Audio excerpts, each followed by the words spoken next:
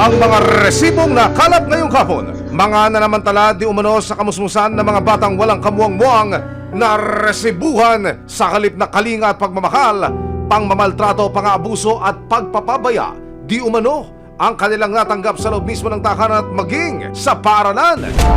Isang 10 taong gulang na bata sa General Trias, Cavite. Iniinda ang natamong mga pasa at lapnos sa muka, likod at leeg. Ang kanyang pagdurusa nagsimula noong mabanlian siya ng kumukulong tubig. Isang batang pinagsamantalahan di umano ng sariling guro. Yung mag-ugas po ako ng kamay, parang sinara niya po yung nag-ailan. At ang batang napagbuntunan daw ng galit ng kanyang mga nag-aaway na magulang.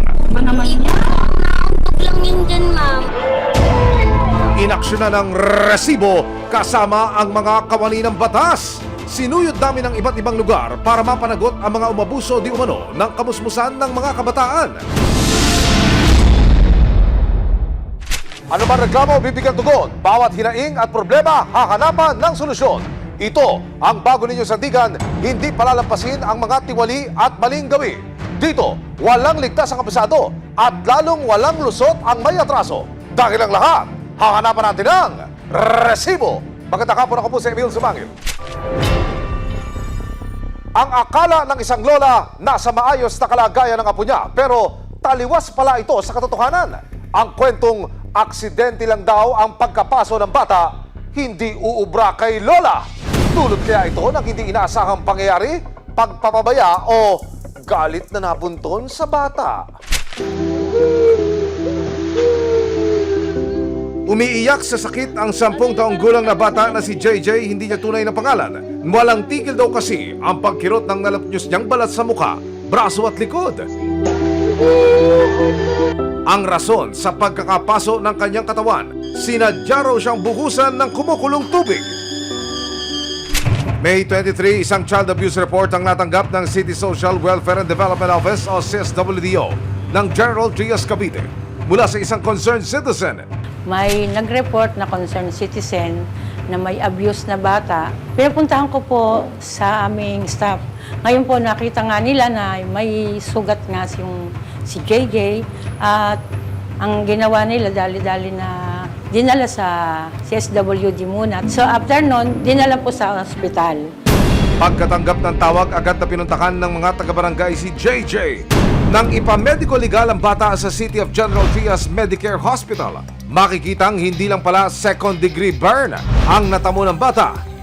Lumalabas din na marami siyang peklat sa iba't ibang bahagi ng katawan. Kung makikita nyo, from chest, going pababa, panay kurot po yan. Pinakamalala na po yung pinakalikod. Kasi both side po yung meron yan. Sa pahintulot ni Glenna, lola ni JJ na siyang tumatayong magulang ngayon ng bata, nakapanayam ko ang musmos. Binanlian ka? Ano ibig sabihin? Bago po akong bandian po, hinahanap niya po yung nail cutter po. Pinapahanap po sa akin, di ko po makita. Inalukat na po yung bahay, di pa rin po makita. Okay. Eh, ayaw niya po ng may nawawala po siyang gamit. Gamit niya po yung nail cutter. Okay. Naiwala ko po. Yun po, doon po nagsimula yung galit niya po hanggang sa nagpainit na po ng tubig na mainit. Okay. Saka po ako binuhusan. Susunod, sino nga ba ang nambugos ng kumukulong tubig sa bata? Ginawa ba ito ng dahil sa kapabayaan o sa galit? Abangan mamaya, isang batang pinagsamantalahan di umano ng sariling guro. At ang batang napagbuntunan daw ng galit ng kanyang mga nag-aaway na magulang. Inaksyonan ng resibo kasama ang mga kawani ng batas. Walang lusot ang may atraso. Walang lusot ang may atraso. Isang 10 taong gulang na bata ang nagtamo ng matitinding paso sa katawan matapos daw banlian ng kumukulong tubig. Nang makapanayam ko ang batang si JJ, hindi niya tunay na pangalan, sa pahintulot ng kanyang lola Glenna, inamin niya na si Alex na bagong live-in partner ng kanyang ina na si Camille, hindi nila tunay na pangalan ang maikagagawan. Madalas ka ba niya saktan? Minsan po kapag may kasalanan po akong- at hindi ko po nasusunod yung sinasabi niya po. Ano ginagawa niya sa'yo? Napapalo po, nakukurot po dito po. Kwento pa ni JJ, siya raw ang laging inuutusan na maglinis ng bahay na kanilang tinutuluyan. Ako po yung naglilinis po ng bahay. Litter box po muna. Ni-scoop ko po yung dumi. Tsaka po magwawalis lampaso. Yun na po, maghuhugas din po ng pinggan. At nang tanungin kung paano siya napasok, Paano ka binuhusan? Pag ganun po, dumaan po dito. Tapos lumampas. Bumaba po pag ganun. ang nakababakala matapos malapnos ang muka, braso at halos buong likuran, hindi pa agad dinala sa doktor ang bata. Ginawa niya po, ginamot niya po yung aloe vera, ginanon-ganon niya po. Yung laman, kinaskas-kaskas niya po. Hanggang sa, hindi pa po yan galing. Nilagyan po rin po ito. Isang overseas Filipino worker sa Middle East ngayon ang ina ni JJ na si Camille. Pero bago makapag-abroad, kay Glenna, lola ni JJ, pinaalagaan ni Camille si JJ habang nagtatrabaho ito bilang kasambahay. Ako po naging alaga mula 1.5 year hanggang sa 9 years old po. Nag-apply po siya sa DH sa abroad. Pero kalaunan taong 2023 sa live-in partner na raw ipinaubaya ni Camille si JJ. Ihiramin nga daw si JJ at ipapasyal daw at ipamimili. Ihatid na nga daw. Sabi daw nito si JJ ay ayaw na niyang pumunta doon sa aking anak. Hanggang doon lang po, wala po kaming kontak. Kaya naman hindi rin daw lubos akalain ng lola ng bata na makalipas ang ilang buwan na walang kontak sa kanyang apo ay makatatanggap siya ng isang malungkot na balita. May 23, tumawag yung aking anak na nasa may kawayan at nag-iiyak. Kung ayaw pa pong ipaalam. Ako kasi may sakit sa puso eh. Hindi na pumilit po ako sabi sa akin ng anak ko nga kaya nyo ba? Sabi ko, oo, kaya ko, bakit baka? Ay gusto ko makita si JJ nga. Pinakita yung picture na talagang bagong banli na pagampaga ang mukha. Susunod, matapos ang ilang buwan na hindi nakikita ang apo, nadatnan daw ni Glenna si JJ sa kalnos-nunos na kalagayan. Sobra para sa dista. Makalipas ang 5 buwan, atin siya kamustahin. At ang aking balita ay, nako, talaga namang nakarecover na ang bata. Kamusta ko kayo? Ako, tagal na panahon, anak. 4 na buwan, makalipas ang bangungot na sinapit ni Sam, muli namin siyang binisita. Mami. Daddy. Resibo, walang lusot ang may atraso. Isang 10 taong gulang na bata sa General Trias, Cavite, nalapnos ang balat sa muka, braso at likod matapos daw banlian ng kumukulong tubig. Ang kanyang tinuturo ang bagong live-in partner ng kanyang nanay na OFW. Nang makarating sa lola ng bata na si Glenna ang balita, dali-dali siyang tumakbo mula Laguna papuntang Cavite. At nang makita ni Glenna ang apo na nooy nasa kustudiya na ng mga taga-barangay at pulis, Awa ko dun sa bata. Siyempre, hindi ko nga pinapalo yung bata. Tapos maanong ko na ganyan na. Sabi ko, sobra para sa dista. pero dahil hindi pa napipirmahan ng doktor ang medico legal, hindi agad nakapagsampa ng kaso si Glenna noon. Ang paliwanag ng CSWD ng General Trias, Cavite. Na-inform naman po yung family na willing naman na i-assist sila. So doon lang po kami nagkaroon ng miscommunication sa part na sa pagre-release po ng medical legal. Para magkaroon ng linaw sa totoong nangyari kay JJ, kinausap ng resibo si Alex. Aminado siyang dinidisiplina niya ang bata, pero giit niya, aksidente lang daw ang nangyari kay JJ. Nanonood daw ng cellphone ko. So, ito is hagdanan, nakaharap ako doon. And yung kitchen po is nandito. Hindi ko nakita yung nangyari kasi sigaw lang po yung narinig ko. Yan po yung nangyari. Pero si Glenna hindi tinanggap ang sinasabi ni Alex. Hindi naniniwala na aksidente lang po yun nangyari. Sinadya yung pagkakabuo sa kanya. Gusto niyo ho bang makaharap? Yun yung kabilang poder. Kung okay lang po mag-usap. Narito naman ako. Sa kauna-unahang pagkakataon, Magkakaharap na sina Glenn at Alex para magkaliwanagan na tungkol sa sinapit ni JJ. Kayo ko ba may kinalaman dito sa sinapit ng bata ko? Wala po. Hindi ko magagawa na yun. Hindi ko magagawa Ano yun. nangyari? Hindi ko magagawa yan. Pinrainwash nyo eh. Paano ako mabibilin mas hindi ko nakikita yung anak ko? Yung apo ko? Bakit? Hindi ko nakausap. Ang una- Paano ko mabibilin mas? Sa kalagitnaan ng kanilang pag-uusap, Nay! Nay! Okay ka lang. nagkalabasan man ng mga hinaing ang magkabilang panig, desidido si Glenna na sampahan ng kaso si Alex.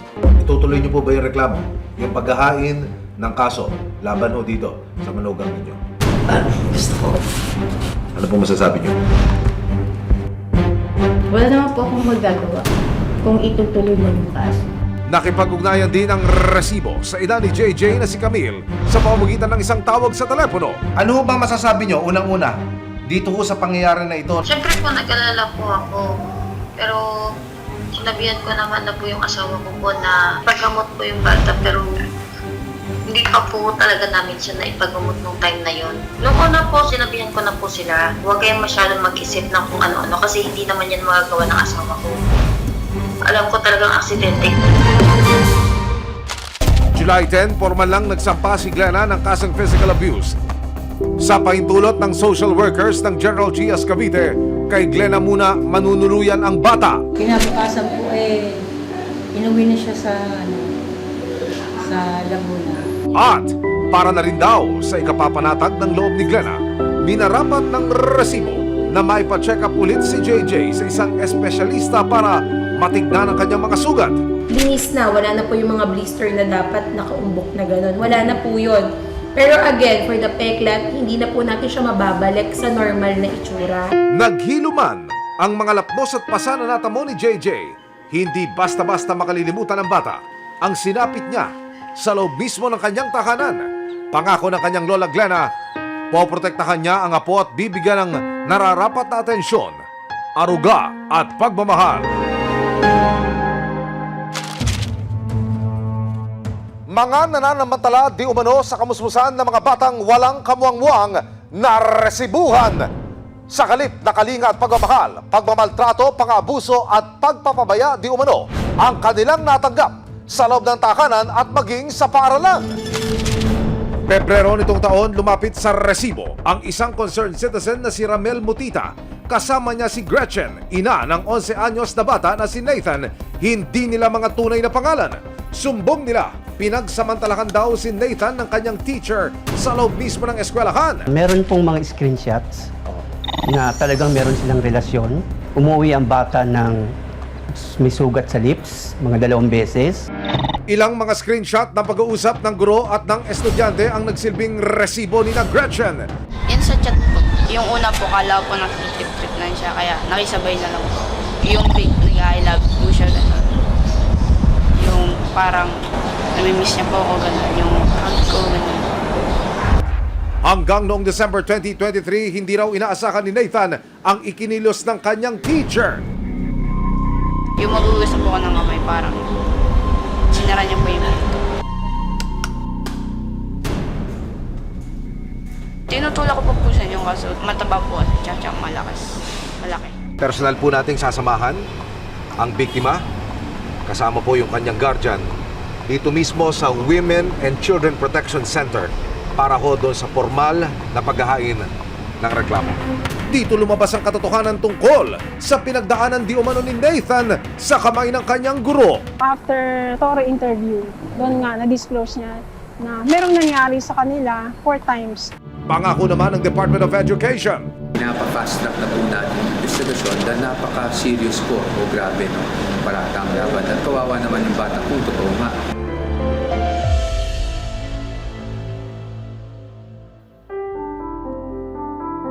Makalipas ang 5 buwan, mas magaan na ang kalagayan ni Nathan at ang kanyang ina. Atin siya kamustahin. Ang aking balita ay, nako, talaga namang nakarecover na ang bata. Kevin, sumahin po. Karesibo. Kamusta ho kayo? Ako, tagal na panahon, anak.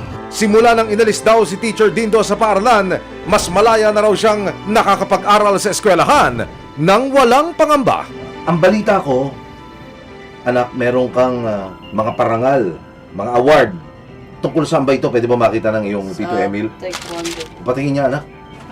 Naga naman. Oh. Kwento ni Nathan, samot-saring recognition ang kanyang natanggap sa pagtatapos ng nakaraang school year. Yung naranasan mong hindi kaaya-aya sa kamay ng dati mong guro, ano ang naging papel nun dito sa paglalaro mo ng taekwondo ngayon? Doon ko na po binubuhos yung galit ko. Tapos doon ko na po, tas plus pa po yung inspiration ko sa pamilya ko. Aha. Kasi gusto ko pong maging proud sila sa akin. Nalaman niyang wala na yung teacher, para naging kampante na siya sa sarili niya. Doon na siya nagkaroon ng liwanag sa mukha niya, doon na nakita yung tuwa niya. Patuloy rin ang kanilang pagdalo sa pagdinig ng kasong sexual abuse laban kay Teacher Dindo. Sakaling mapatunayang nagkasala, 6 na taon hanggang 12 taong pagkakakulong ang parusang pwedeng kaharapin ng akusadong teacher. May trust ako na may nangyayari at mangyayari na katarungan sa anak ko. Kaya yung paglapit ko nga sa resibo ay malaking bagay yun.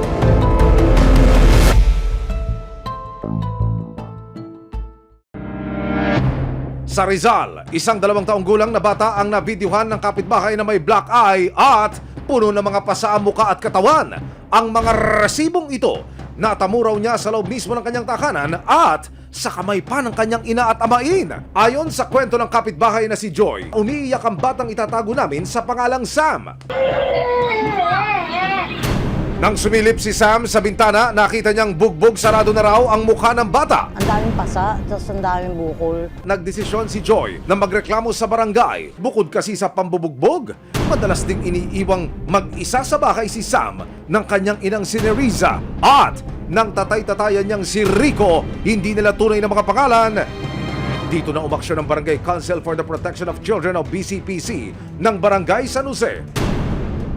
Ano ba naman Hindi po ang nauntog lang yan dyan, ma'am. Ano ba yan? Pwede ba kayong sumama sa amin, ma'am? Nang tanungin siya tungkol sa mga pasa at iba pang marka sa katawan ng bata, nagawa lang daw niya ang mga ito ng dahil sa gigil. Daming bukol. Ito tingnan mo may kagat Dito, ano po? Kinagat sa sarili niya? Sarili niya ba to? Ha? Oo, ate, maling-mali yun. Kinagat mo sa gigil? Diba? O, di ikaw na rin gumawa niya. At dahil 17 taong gulang pa lang si Neriza, pinatawag ng barangay ang kanyang ina na itatago namin sa pangalang Lola Evelyn. Unang beses lang daw niyang nalaman ng kalbaryong sinapit ng kanyang apo sa kamay ng kanyang anak. Dito lang po. Dito tapos ito po brownie black ay talaga as in to. Alos pikit na po yan. Di naman po makakita. Ito, inamin lang po ng anak kong babae na pinaso ng kato. Agad ding naaresto ng Montalban PNP si Rico na siyang stepfather ni Sam. At dahil menor de edad ang nanay ng biktima, imbes na sa presinto, dinala siya sa isang shelter para sa children in conflict with the law. Naharap sina Rico at Neriza sa kasong paglabag sa Republic Act 7610 o child abuse. Kung mapatunayang may sala, maaari silang makulong ng 6 na taon hanggang 12 taon. Binigyan si Lola Evelyn ng Certificate of Custody and Care mula sa Montalban Municipal Social Welfare and Development Office. 4 na buwan makalipas ang bangungot na sinapit ni Sam, muli namin siyang binisita at inalam ang kalagayan sa pangangalaga ng kanyang lola. Ngayon po, okay naman po. Masigla, maligalig po masyado. Tapos, saya siyang sobra. Sa laki na po talaga ng pinagbago niya kasi ano na po siya, andun yung nakikita ko sa kanyang dating lungkot na palitan ng kasayahan. Mami! Daddy! Sa kanilang mga murang edad, pagmamahal at aruga ang dapat na nakukuha ng mga bata tulad ni Nathan at Sam. At dahil tila kabaliktaran nito, ang kanilang natanggap sa loob mismo ng sarili nilang tahanan at paaralan, iiral ang batas para panagutin ang sino mang umabuso sa kanilang kamusmusan.